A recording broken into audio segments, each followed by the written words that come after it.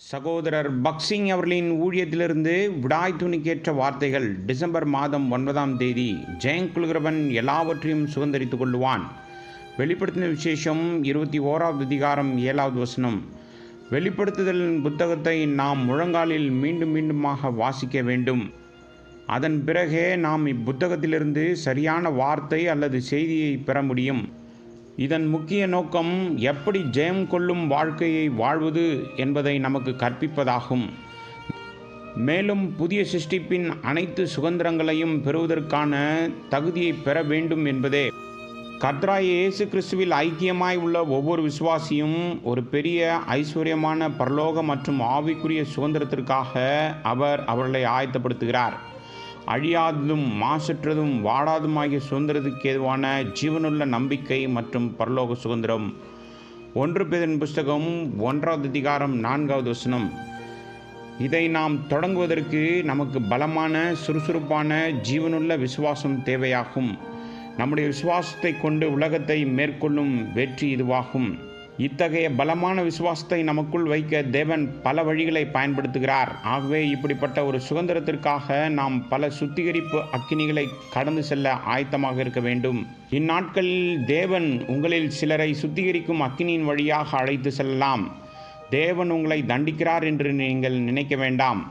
நீங்கள் உண்மையிலேயே மறுபடியும் பிறந்திருந்தால் நீங்கள் எல்லா ஆக்கினியிலிருந்தும் விடுதலை அடையலாம். தேவனுடைய வார்த்தை இப்படியாக சொல்கிறது. ரோமருக்கு நிருபம் 8வது அதிகாரம் 1வது வசனம்.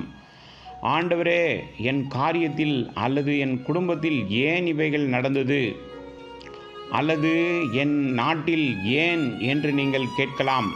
பூமியில் உள்ள அனைத்தையும் நம்மில் எவராலும் புரிந்து கொள்ள முடியாது. நம்முடைய வாழ்க்கையில் பல எதிர்பாராத காரியங்கள் நடக்கலாம். நம்முடைய நண்பர்கள் நம்மை தோற்கடிக்கலாம். நம்முடைய பெற்றோர்கள் நம்மை தோற்கடிக்கலாம். நமது திட்டங்கள் உடைந்து போகலாம். நம்முடைய ஆரோக்கியம் தோல்வி அடையலாம். நம்மிடம் அனுதாபம் காட்ட ஒரு நபர் கூட இல்லாமல் இருக்கலாம். ஒரு காலகட்டத்திற்கு நாம் தனிமையிலே காணப்படலாம்.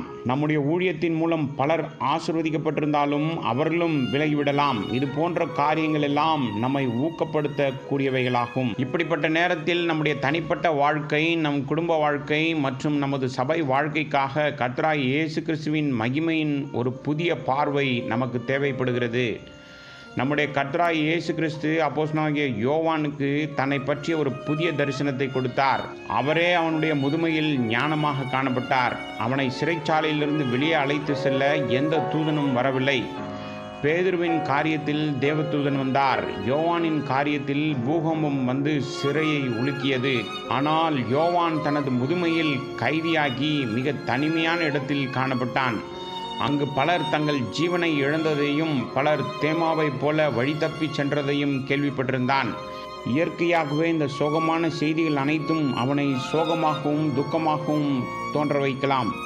ஆனால் கர்த்தராகிய இயேசு கிறிஸ்து அப்போஸ்தலனாகிய யோவானுக்கு தரிசனமானார்.